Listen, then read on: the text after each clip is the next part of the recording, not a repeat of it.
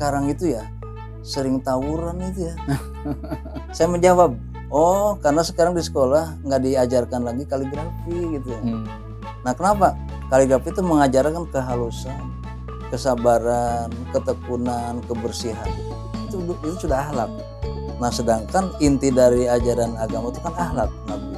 Itu kaligrafi itu gitu, akhlak. Kemudian yang kedua apa? Di antara akhlak itu apa? Keindahan. Nah, keindahan atau nilai-nilai indah itu dalam agama menurut penglihatan saya itu disyariatkan. Jadi apapun harus tampil indah. Kun jamilan taral wujuda jamilan.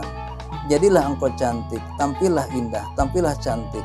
Supaya engkau lihat alam ini kelihatan cantik semuanya.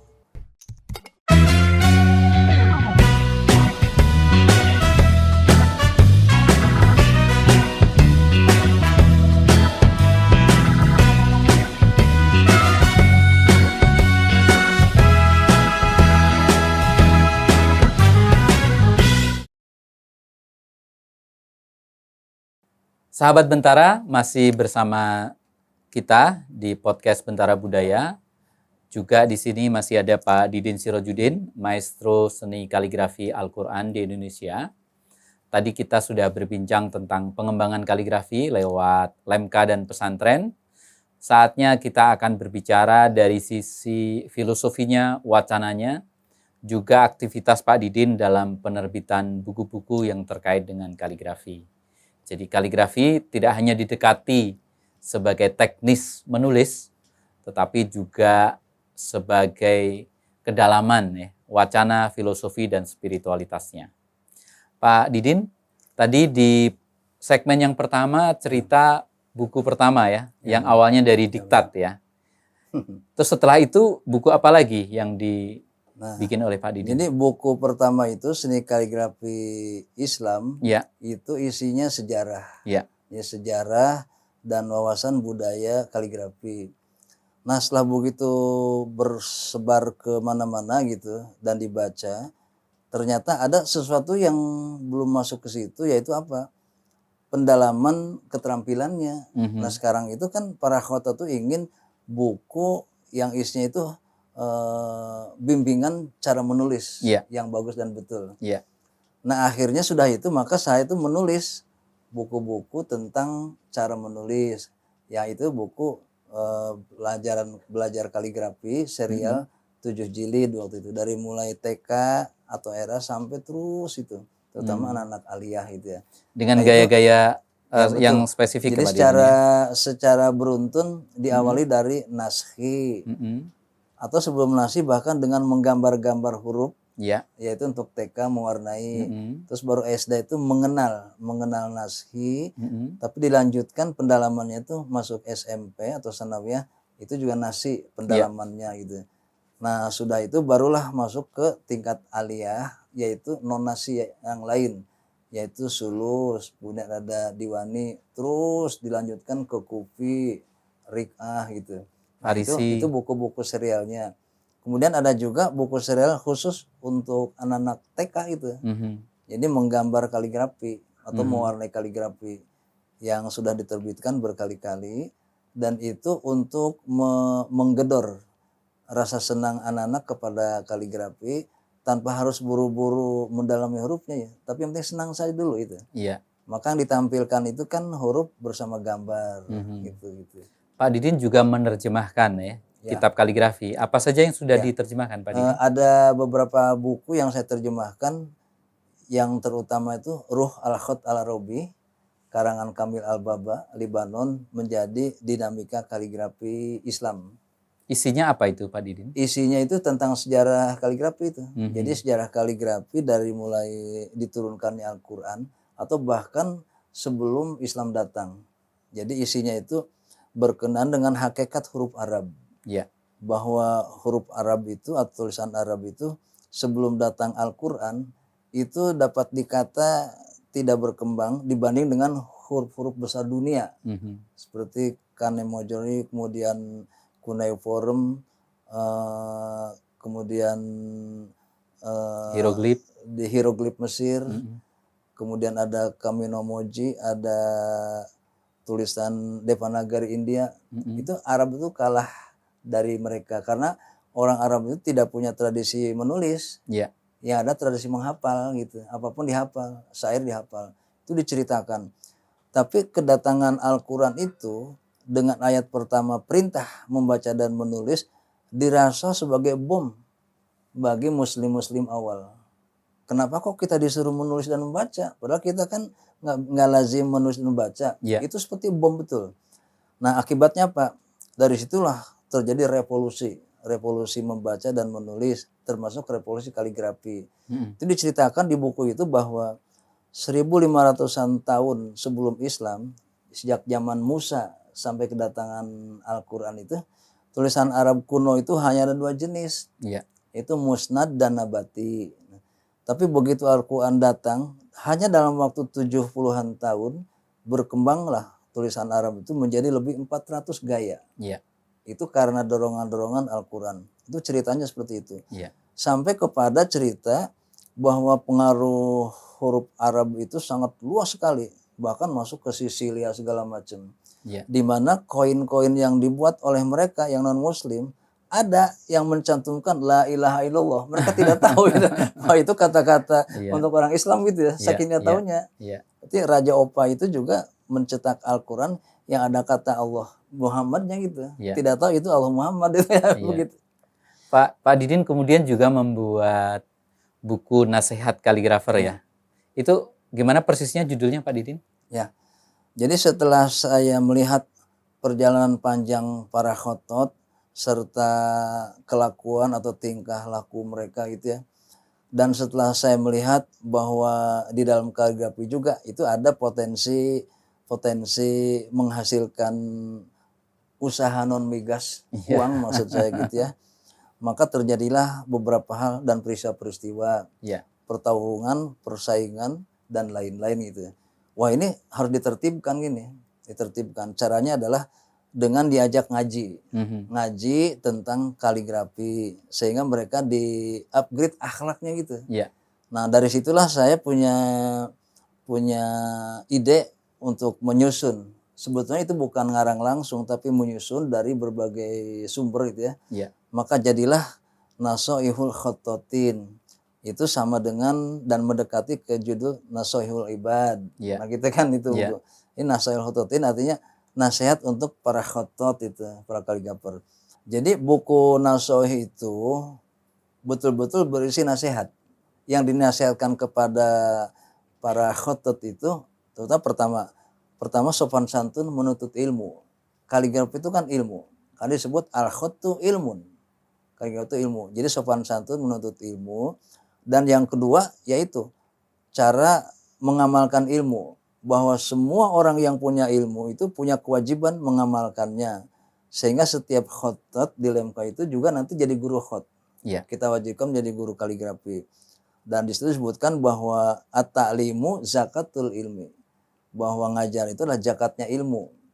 Nah kemudian yang ketiga itu sudah menyangkut kepada pertarungan, persaingan. Nah di sini dalam persaingan ini kita mengambil apa yang dikatakan oleh khotot Al-Khulusi dari Mesir itu. Nah Al-Khulusi dari Mesir itu di dalam buku itu disebutkan antar khotot tidak boleh ada pertarungan, perkelahian. Karena masing-masing sudah diberikan bagiannya sendiri-sendiri gitu. Itu kata Muhammad Khulusi. Nah, di dalamnya itu diberikan contoh-contoh. Contoh-contoh bagaimana para guru kaligrafi dulu itu ngajar dan bagaimana mereka berbakti untuk menyumbangkan ilmunya serta bagaimana sang murid itu hormat kepada gurunya. Nah, apabila kita membaca kitab itu di akhir itu akan ketemu dengan petuah-petuah dari Syekh Nawawi Banten di dalam kitabnya itu tentang cara-cara memperlakukan dan sopan santun memegang dan membaca serta mengamalkan Al-Quran. Nah, para khotot itu adalah ahlul Quran. Ahlul Quran karena mereka bergumul dengan ayat Al-Quran, maka haruslah punya sopan santun yang digariskan oleh Al-Quran itu. Nah sehingga setelah buku itu selesai dibaca, betul itu. Para khotot itu tahu diri itu, bahwa mereka itu harus seperti itu akhlaknya. Dan akhirnya ada sekitar 5 skripsi tentang kitab Nasaihul Khotatin. Mereka bahkan mengatakan kitab ini harus dikumandangkan dan dibaca oleh seluruh khotat, terutama di Indonesia, itu katanya gitu. Artinya bersamaan dengan memperbaiki tulisan, tahsinul khot, juga diperbaiki akhlak dan perilakunya ya, tahsinul akhlak gitu ya. Karena itu juga sesuai dengan tujuan kaligrafi. Kan kaligrafi itu kan punya 5 tujuan. Yang pertama disebut al-hadab at-ta'limiyah, tujuan pengajaran, tujuan keilmuan. Kaligrafi sebagai ilmu. Dan yang kedua al-hadab at-tarbawiyah. Nah ini dia, tujuan edukatif. Kaligrafi itu mendidik kesabaran, mendidik kesopanan, mendidik kebersihan, mendidik keterampilan gitu ya. Itu didik betul. Termasuk juga sopan santun, dididik, ketekunan. Nah, kemudian yang ketiga al-hadab al-amaliyah, yaitu tujuan praktis, bahwa kaligrafi bisa digunakan untuk segala. Yang keempat al-hadab al-faniyah, tujuan estetis. Jadi kaligrafi itu harus sampai kepada di mana dirinya itu menjadi aksesoris atau penghias. Penghias ruangan, penghias buku, penghias lingkungan. Jadi haruslah alam ini jadi indah dengan huruf-huruf itu. Nah, itu tujuan yang keempat. Dan tujuan terakhir inilah yang seringkali dianut oleh para khotot kita akhirnya, al-hadab an-nafiyah, tujuan ekonomis. Jadi kaligrafi itu merupakan sumber usaha dan itu sudah dibuktikan oleh para khotot profesional. Nah, ketika mereka sampai ke situ, sama dengan para pengusaha, apa yang mereka lakukan kan kita tahu gitu. Maka diperlukan rem atau nasihat itu. Rambu-rambu. Jadi usaha itu haruslah dengan landasan ridhollah misalnya gitu ya. Jadi jangan hanya sekedar mencari uang gitu, tapi uang juga atas dasar ridhollah. Nah itu begitu kitab itu. Pak Didin, kalau di total berapa jumlah buku yang ditulis dan diterjemahkan oleh Pak Didin? Saya menulis itu 40-an buku, tapi kan banyak juga diktat-diktat dan tulisan-tulisan lepas dalam bentuk artikel-artikel itu. Kalau buku sekitar 40-an, itu termasuk yang serialnya gitu. Nah, dari buku-buku yang ditulis Pak Didin itu, kalau kita tinjau dari sisi estetikanya, jadi kekuatan kaligrafi Arab dibanding dengan kaligrafi lain, katakanlah Latin atau kaligrafi kanji di Cina atau di Jepang, itu apa sih Pak Didin? Nah, jadi kaligrafi Arab atau yang disebut juga kaligrafi Islam itu mempunyai nilai plusnya. Nah, plusnya itu apa? Kekuatan spiritualnya gitu. Sebagaimana dikatakan oleh Yaqut al-Mustasimi, al-khattu handasatun ruhaniyatun zoharot bialatin jismaniyah. Kaligrafi itu adalah seni arsitektur spiritual yang dilahirkan atau diekspresikan melalui perabot kebendaan. Nah, kalau saya perhatikan kaligrafi di luar kaligrafi Arab itu hanyalah benda, hanya tulisan yang bagus, yang indah, hanya tulisan. Tetapi kalau kaligrafi Arab dalam hal ini Al-Quran, itu keindahannya itu bukan pada itunya, tetapi keindahan intinya itu pada pesan-pesan di dalamnya. Nah, maka kaligrafi Islam itu selalu menarik itu karena ada unsur pesan-pesan rohaniahnya di dalamnya gitu. Dan itu keindahan. Jadi keindahan hakikinya itu adalah pesan-pesannya yang indah. Kemudian ada keindahan luar. Keindahan luar itu kan hurufnya bagus. Wah itu catnya warna-warni indah gitu. Nah kemudian juga gaya hurufnya ini kombinasi antara sulus dengan parisi dan diwani. Wah apalagi nih. Ini hurufnya dikembangkan menjadi bentuk-bentuk kontemporer. Itu fisik. Nah, dalam pembahasan kaligrafi di luar kaligrafi Arab, itu pembahasan tentang nilai-nilai rohani itu hampir tidak lihat itu. Saya tidak melihatnya.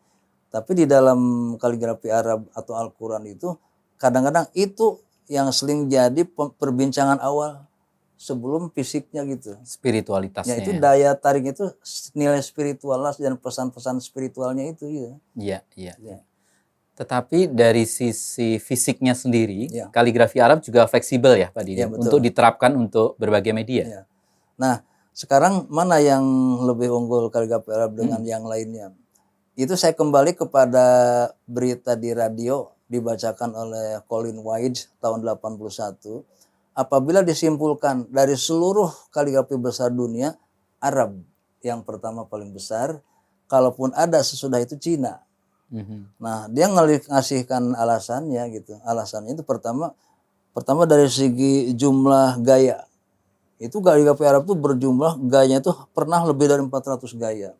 Masing-masing pun itu mempunyai filosofinya dan masing-masing berkembang menjadi peranakan-peranakannya gitu. Dari segi itu. Nah, kemudian yang kedua alat yang digunakan pulpen. Nah, kalau kaligrafi Cina yang kita tahu itu kan hanyalah kuas Cina. Ya. Tapi kaligrafi Arab itu harus dengan pulpen yang dipotong miring dan tingkat kemiringannya itu berbeda-beda antar gaya. Ini sudah jadi. Nah, selain dengan alat itu ada alat-alat yang lainnya sehingga jumlahnya sudah banyak gitu. Nah, kemudian dari segi yang lainnya itu antara bunyi ayat yang ditulis itu dengan background itu harus paralel. Nah, sehingga ada nuansa rohani dan hubungan batin antara bunyi ayat atau pesan dengan backgroundnya.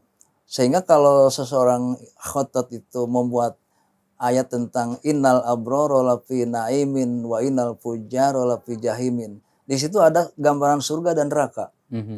Nah, tentulah yang surga harus digambarkan alam yang indah, yang enak, yang sejuk, ada bidadari dan lain-lain misalnya gitu.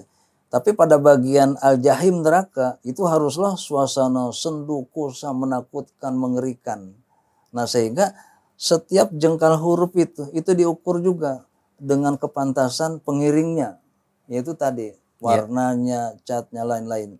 Saya tentulah tidak tahu di luar itu. Rasanya tidak sampai seperti itu gitu. Yeah. Nah, itulah makanya disebut al-khotu falsafatun, kayak itu filsafat. Maksudnya setiap yang digores itu ada alasannya. Yeah. Bahkan Said Ibrahim tuh mengatakan bahwa goresan itu, titik itu adalah satu napas. Kulama khattu satrun doa satrun min umri. Setiap kali aku goreskan satu baris, maka hilanglah satu baris umurku. Rupanya baris-baris itu dihubungkan dengan umur-umur itu. sehingga maknanya sangat dalam dan jauh, merasuk ke relung-relung perasaan dan hati. Nah, itulah ada yang mengatakan bahwa tulisan itu mula-mulanya itu inherent dengan agama. Itu katanya gitu. Karena ketika tulisan itu diberikan kepada Adam, itu kan perintah dari Allah. Yeah. Perintah dari Allah. Oleh karena itu pastilah dia itu bernuansa spiritual yang tinggi gitu. Dan belakangan ini kaligrafi juga masuk dalam seni rupa modern dalam bentuk lukisan di atas kanvas. Bahkan juga kaligrafi digital ya, Pak Didin. Oh, betul. Nah, jadi setelah kaligrafi kontemporer berkembang demikian rupa, terjadi pula semacam revolusi dan di dalamnya ada pemberontakan gitu ya. Saya menggunakan istilah pemberontakan di mana sebagian khotot yang bergaul dengan para seni rupawan dan pelukis itu dan melihat perkembangan seni rupa barat yang semakin modern, bahkan terjadi pemberontakan bentuk gitu ya. Nah, maka mereka pun terpengaruh sehingga mereka ada yang tidak lagi mau menggores gaya-gaya lama yang masih terikat rumus-rumus lama. Maka mereka inginnya goresan itu tidak menggunakan pulpen dipotong, tapi dengan kuas pun jadi itu. Yeah. Nah, sehingga lahirlah kaligrafi kontemporer. Tapi itu tidak salah, bahkan itulah sunnatullah untuk kaligrafi, karena kaligrafi itu kan ditandai dengan sejarah pencarian dan penemuan gaya-gaya. Jadi apa salahnya kalau ditemukan gaya baru, gaya kontemporer yang baru. Bahkan sekarang masuk pula ke digital gitu. Karena digital itu kan merupakan mesin untuk mempermudah seluruh amalan kita gitu. Yeah. Nah, sehingga melukis dengan menggunakan mesin digital atau komputer pun itu pun merupakan bagian dari keharusan berkembangnya kaligrafi. Pak Didin kan pernah diundang untuk mengikuti pameran internasional ya, antara lain di Iran dan Pakistan. Waktu itu Pak Didin membawa karya apa saja? Nah, jadi ada beberapa karya termasuk basmalah gitu ya. Kemudian ada juga foto-foto kegiatan kaligrafi di Indonesia, termasuk juga kegiatan lemka gitu ya. Itu semua kita tampilkan itu.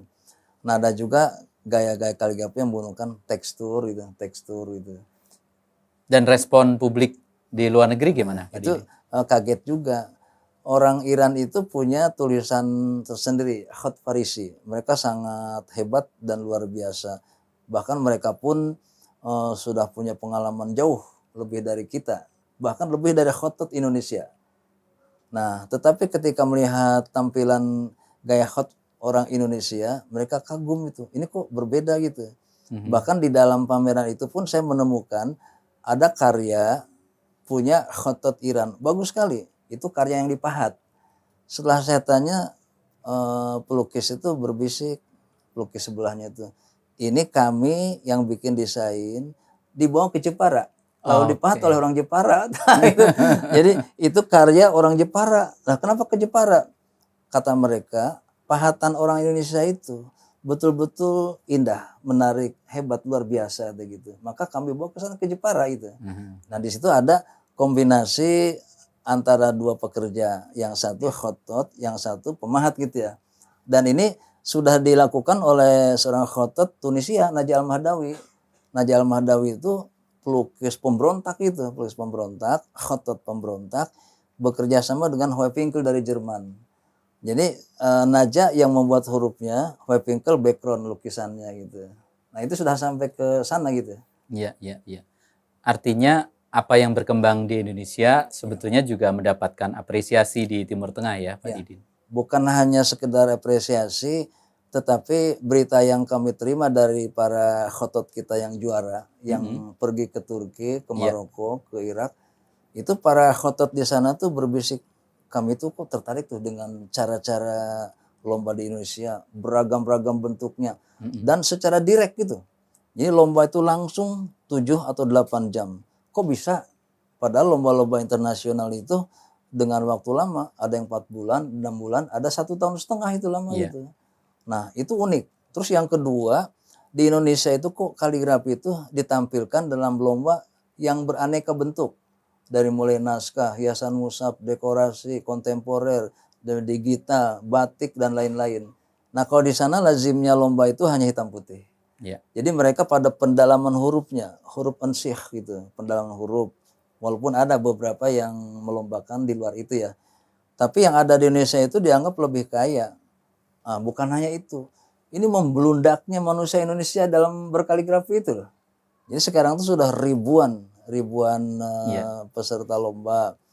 Nah waktu saya ke Iran tahun 2001 dengan Ilham, itu seorang tokoh kaligrafi waktu itu Al-Mirhani itu mengatakan bahwa di Iran ini khotot ini sudah mencapai jumlah sekitar 4.000 orang.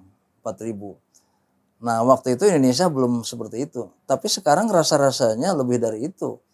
Karena yang namanya lomba kaligrafi itu dimulai jenjangnya dari desa itu. Desa, kecamatan, kabupaten atau kota. Kemudian provinsi, kemudian nasional. Dan MTQ itu ada di seluruh lembaga. Sampai ada MTQ wartawan, ada MTQ Korfri, ada MTQ anak aliyah, ada MTQ anak SMU, ada MTQ Telkom Group, ada MTQ PTP, perusahaan penanaman hutan di Sumatera. Perkebunan ya? Iya betul. Ya sampai begitu rupa luar biasanya tuh.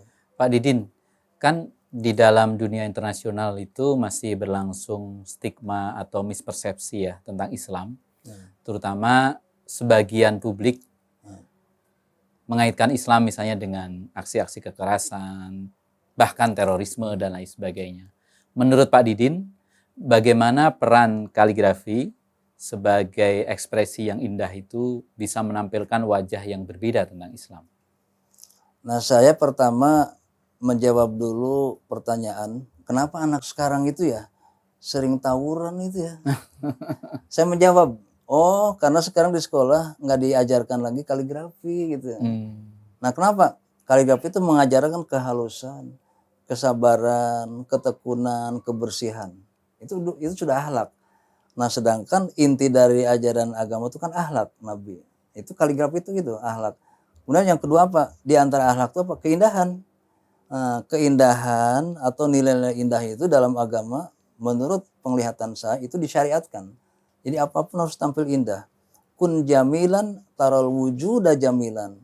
Jadilah engkau cantik, tampillah indah, tampillah cantik. Supaya engkau lihat alam ini kelihatan cantik semuanya. Nah maka di situ jangan ada kata-kata yang kasar, obrolan yang ngawur, yang porno. Bahkan jangan ada perilaku keras, perilaku membunuh, perilaku teror. Nah, itu sudah jelas itu. Maka di sini kalau kita lihat Islam itu memang sangat seiring dengan napas tentang keindahan, kehalusan budi pekerti gitu ya. Nah, sebagai contoh misalnya ketika ada orang bertanya pada Rasulullah, "Ya Rasulullah, bolehkah saya pakai baju yang bagus dan sepatu yang indah?" Beliau tidak menyebut boleh atau tidak. Jawabannya itu, "Innallaha jamilun yuhibbul jamal." Sesungguhnya Allah itu indah, cinta kepada keindahan. Nah, ternyata keindahan di sini bukan hanya keindahan karya dengan catnya yang aneka warna gitu ya, atau tekniknya, teknik tekstur yang bagus dan lain-lain, tidak. Tapi rupanya keindahan itu harus ada dalam segala sektor. Ibadah harus indah. Maka indahnya ibadah itu apabila dicampur dengan tasawuf. Sehingga tidak cukup hanya 4 rakaat, tapi harus khusyuk itu. Khusyuk indah. Kemudian harta harus indah. Cara memperolehnya dengan cara betul itu. Sopan, tidak dengan merampok. Ya. Berpolitik yang indah. Nah, jadi seorang politisi, disebutkan ke dalam Al-Quran, dalam hadis-hadis juga disebutkan bagaimana seorang itu harus bersikap adil, tidak boleh mau menang sendiri, tidak boleh menyingkirkan orang lain dan seterusnya. Di situ ada, bahkan bukan hanya sekedar ada, tapi disebutnya konsekuensinya gitu. Seorang pemimpin yang adil nanti akan mendapatkan naungan di hari kiamat pada saat tidak ada naungan yang lain. Tapi barang siapa jadi pemimpin dan menipu rakyatnya, itu artinya tidak bersopan santun, tidak berakhlak ya. Maka nanti dia akan minum air nanah yang panasnya seperti air timah di neraka dan lain-lain, banyak sekali itu. Nah, di sini nilai keindahan itu merupakan bagian dari kewajiban dalam syariat. Jadi apapun harus indah. Nah, termasuk sifat-sifat yang indah. Nah, Allah tuh mencontohkan dirinya adalah nama-nama yang indah. Sampai nama-nama indah itu 99. Nah, salah satu sifat indah Tuhan itu misalnya dia punya sifat pemaaf. Apabila seorang hamba dosa sampai segunung, basah sampai selangit, kata Rasulullah, kemudian dia sujud dan mengucapkan Rabbighfirli, maka niscaya Allah akan memberinya ampun. Alangkah indahnya sifat pemaaf Gusti Allah itu ya. Nah, ini kaligrafi itu bagian dari itu semua gitu. Jadi yang kita tampilkan itu nilai keindahan. Nah, kalau orang sudah senang yang indah, maka dia tidak akan suka pada yang keras itu. Maka apapun diselesaikan dengan musyawarah, dengan berbaik-baik. Bahkan orang yang memusuhi kita pun itu harus dihadapi dengan keindahan, dimaafkan. Memberi kepada orang yang tidak pernah memberi, itu nilainya lebih tinggi daripada hanya memberi kepada yang memberi kita. Nabi pun memerintahkan kita, ayuhannas afsyus salam, sebarkanlah salam. Nah, afsyus salam, wat imul ji'an, wa qumul layaliya wan nasuniyam, tadkhulul jannata darussalam. Wahai manusia, sebarkan salam, salam perdamaian, ucapan yang salam. Berilah makan orang yang kelaparan. Bangunlah di malam hari saat manusia ketiduran. Niscaya kamu akan masuk ke surga Darussalam. Darussalam itu kampung damai. Jadi abode of peace, kampung damai. Maka orang tuh kalau ingin sampai ke kampung damai, hidupnya harus damai. Tidak boleh rusuh, memberontak, jiwanya kasar, tidak baik sama orang lain, buruk sama tetangga. Itu semua akan membatalkan seluruhnya tadi itu. Dan semua itu bisa dicapai melalui kaligrafi. Ya betul. Jadi pendidikan kaligrafi itu kan mendidik orang itu berakhlak. Nah, salah satu akhlak itu akhlak tentang cinta pada keindahan, misal gitu ya. Nanti berimplikasi kepada indahnya hidup kita gitu. Pak Didin, menarik sekali. Ini tidak hanya interview, saya juga seperti mengaji. Menarik sekali obrolan kita, Pak Didin. Kita akan mengakhiri. Para sahabat Bentara, terima kasih sudah menyimak obrolan bersama Pak Didin Sirojudin, Maestro Seni Kaligrafi Al-Quran di Indonesia. Kita sudah berbicara panjang lebar, tidak hanya kaligrafi sebagai teknik tulis-menulis, tetapi kaligrafi sebagai pendidikan, filosofinya, bahkan kaligrafi sebagai sarana untuk membangun kehidupan yang damai. Semoga di dalam suasana Ramadan ini, saat kita membuat podcast adalah suasana puasa, kita akan mendapatkan banyak pencerahan. Silahkan ikuti terus podcast Bentara Budaya di YouTube Bentara Budaya. Terima kasih, sampai jumpa. Jangan lupa like, komen, share, dan subscribe channel Bentara Budaya, serta nyalakan lonceng notifikasinya ya.